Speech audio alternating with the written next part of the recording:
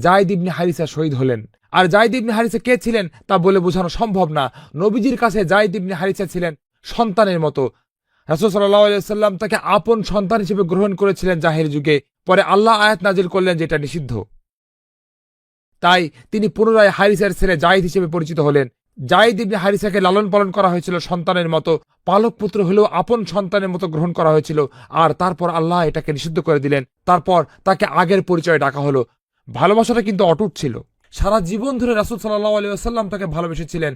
আমাদের মা আয়েশা রাদিয়াল্লাহু তাআলা আনহা বলেছেন, রাসূল সাল্লাল্লাহু আলাইহি ওয়াসাল্লাম যখন মৃত্যুবরণ করলেন এবং তার পিতা খলিফা নির্বাচিত হলেন, আমাদের মা আয়েশা রাদিয়াল্লাহু তাআলা আনহা বলেছিলেন, যদি এই মুহূর্তে জীবিত থাকতেন যায়েদ ইবনে হারিসার পরিবর্তে কেউ আমার বাবাকে খলিফা নির্বাচিত করত না। আয়েশা রাদিয়াল্লাহু তাআলা আনহা এই কথা বলেছেন। আপনি কি জানেন যায়েদকে? মহান আল্লাহ তার নাম এবং শুধু তারই নাম কোরআনে উল্লেখ করেছেন। একমাত্র সাহাবী যাকে কোরআনে নাম ধরে উল্লেখ করা হয়েছে তিনি যায়েদ। ইনি যায়েদ ইবনে হারিসা। فلما قضى زيد منها وطرا ইনি যায়েদ ইবনে হারিসা। এইরকম উচ্চ মাকামে যায়েদ ইবনে হারিসা অধিষ্ঠিত হয়েছিলেন। যায়েদ ইবনে হারিসা দুঃখজনক মৃত্যুবরণ করেছিলেন। সেটা ছিল অপ্রত্যাশিত মৃত্যু। তিনি 7ম হিজরিতে মুতা যুদ্ধে শহীদ হয়েছিলেন।